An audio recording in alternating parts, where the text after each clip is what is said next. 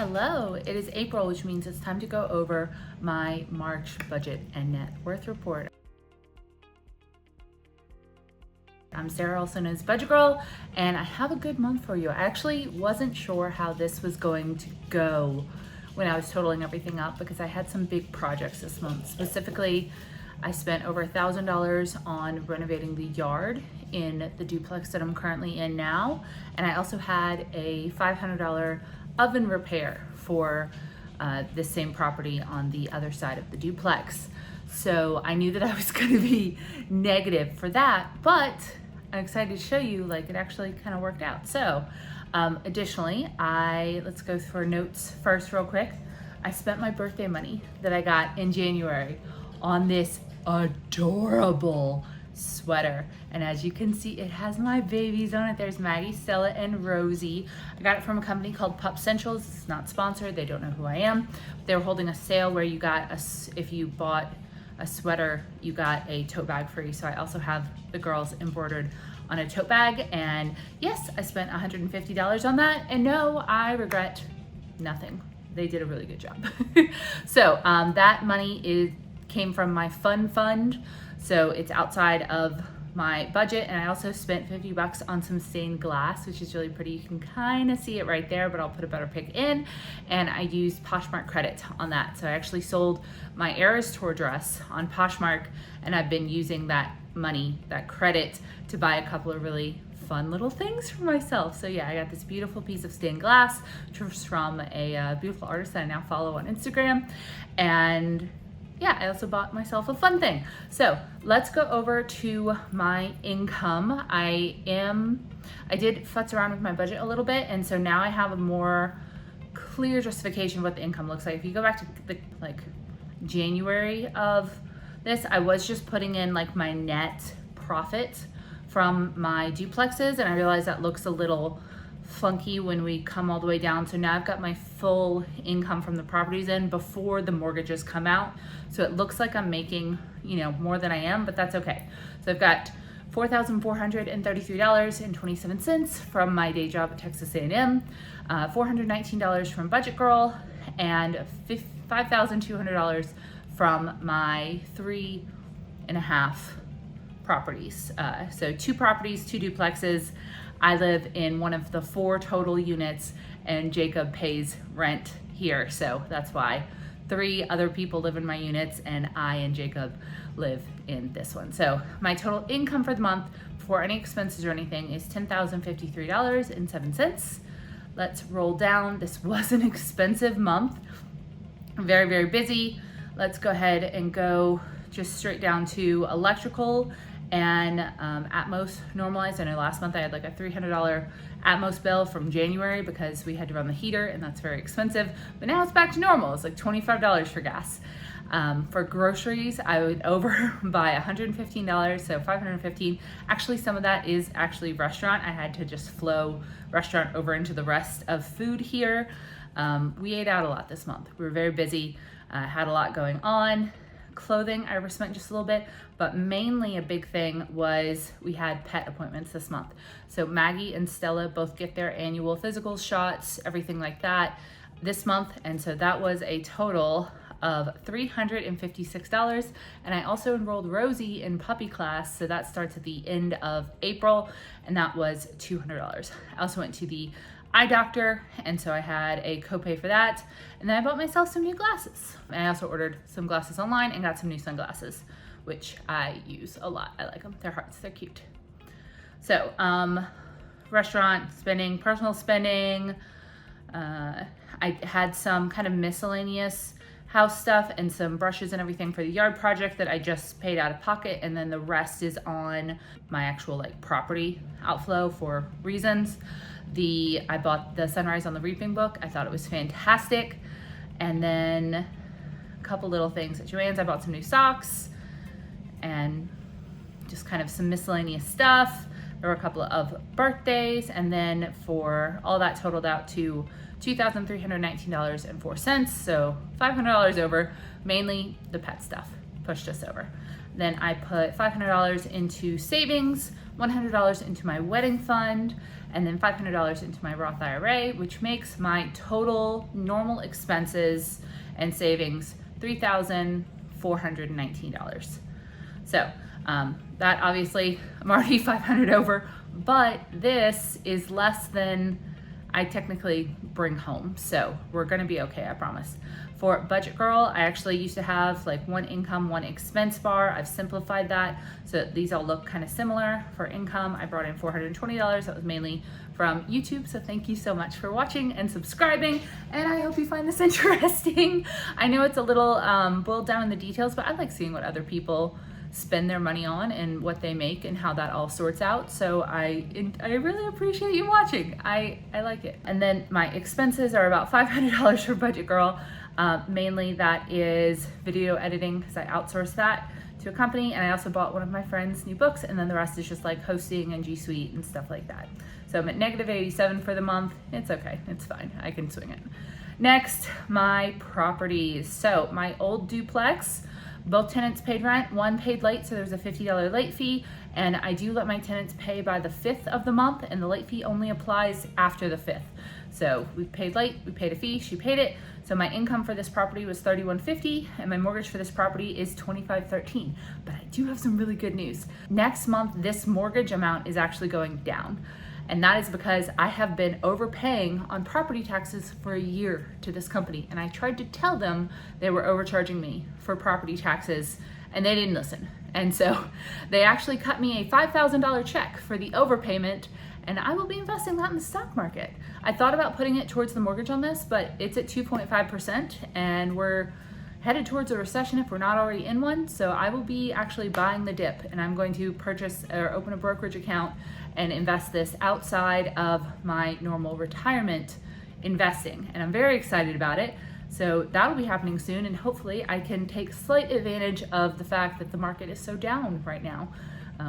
This is money that I had already spent, wasn't expecting back, and so it's kind of extra, which is a hugely privileged position to be in, I understand, but that is what I'm going to do with those funds. And as of next month, this is going to be going down to about $1,700, which is where my mortgage should have been, which means that I'm actually going to start making some money off of my duplexes, which is great. That's what we've always wanted. Right now I net about $500 a month. If nothing happens, I have no expenses.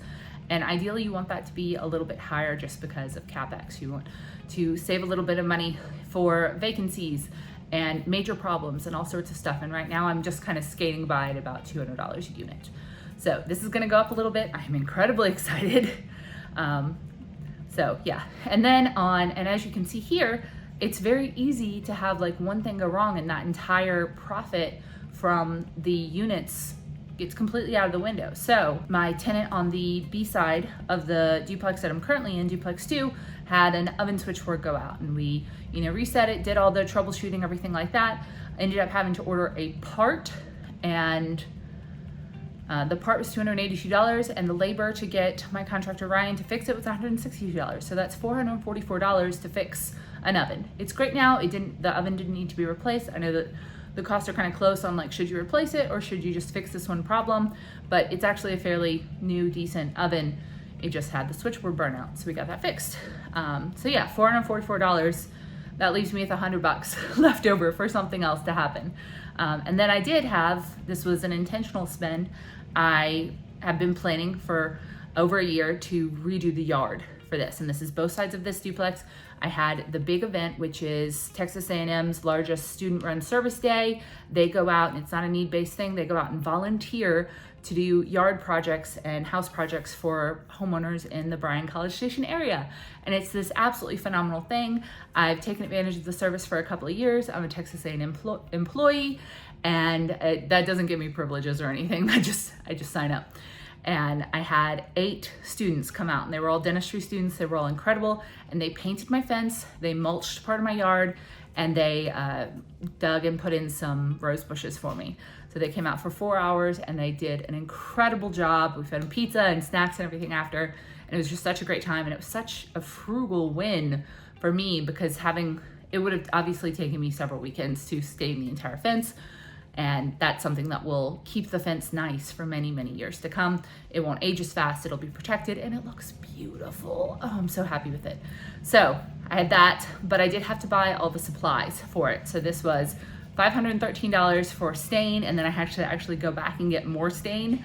So another $150. So it was almost $700 in just the stain. I also bought some pavers and edged out some areas in the yard to mulch, and it looks so much more nice now. And then this is the money I spent on pizzas and some of the snacks and stuff like that. Gloves, supplies, sod, etc., rollers. Overall, about $1,000 for this yard project, but it was 1,000% worth it. I have so much more curb appeal now, and it looks so good. I'm really happy with it. Yeah, and that was a long day of work of me and the 8 students doing that. But it looks so great now, and honestly I think it probably improved the home value as well, and I did very intentional upgrades that will be very easy to maintain moving forward, nothing too fancy. So my total expenses for this place this month was $3,510, and of course I only brought in $2,050 because my B-side tenant pays $1,350 and Jacob pays $700.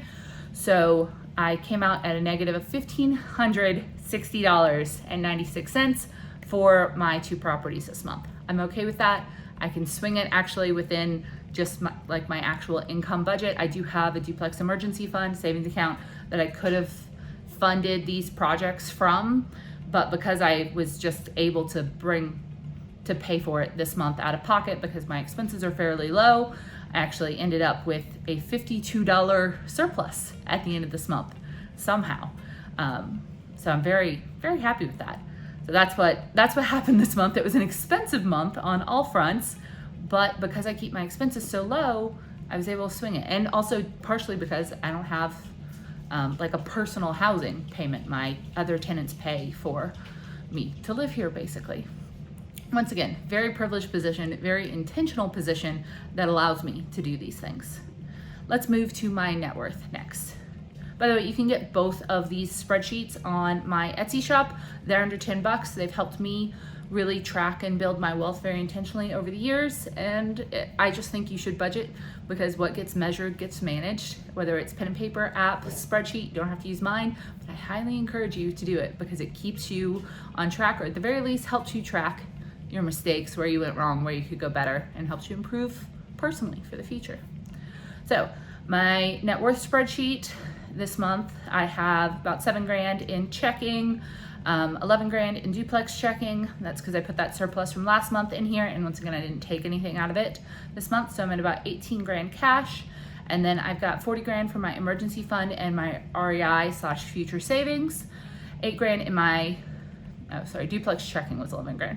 $8,000 in my duplex emergency fund, $2,000 in my short-term savings, totaling a little over $50K in cash. And I know that's a lot, but I like to have some savings in case anything happens. I think it's a good position to be in. I do have this $40K in a high yield savings account, which I highly recommend. I make a couple $100 off of this a month just off of having that money in a checking account that pays me 4 something percent versus these checking accounts which pay me like point something percent.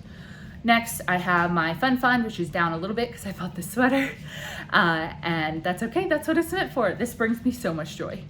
And then I've got $3,600 in my car insurance fund and $2,600 in my wedding savings fund. So almost $4,500 in my singing fund total, and a total of $55K in savings, and total of $74K in cash and savings. Next up, let's go over to my retirement savings, which is at $34,500.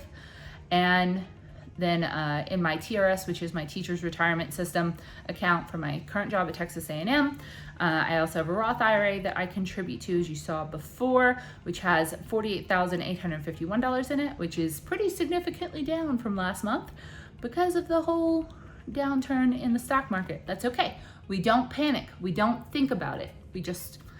We move on. It will recover. And then I've got $11,000 in an old IRA that I don't currently fund, but it just sits there. So that's a total of $83,000 in retirement savings, down from $96,000 before. That's a pretty significant dip. We don't think about it. We move on.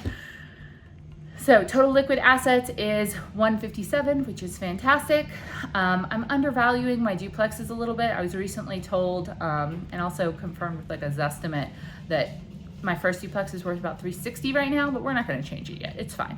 And then my car is worth about 5K, and this duplex is worth about 270. So total assets is $734,000. And then my two mortgages, duplex one has a $205,000 mortgage balance on it, and this duplex has a $233 balance on it, making my total debts $439,000. My debt has gone down about $600 thanks to payments, and my year-to-date is there. So my net worth, which we celebrated last month as being over 300K, is now under 300K, but that's okay.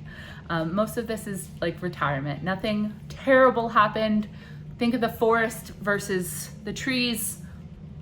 We're fine. So my monthly net worth change is down $5,600, but that's okay. We're still up $8,000 for the year. I'll take it. We're headed into month 4, Q2. I'm pretty happy with where we are, where we're going, and I have some very exciting news to share happening in April. But I'm gonna leave you guys on a cliffhanger here, but I promise it's exciting. Okay, thank you guys so much for watching. Please let me know how your March went. Please don't panic on the stock market. It's gonna be okay, I promise. We don't pull anything out. Promise me, okay? Don't forget to subscribe. I will see you guys next time.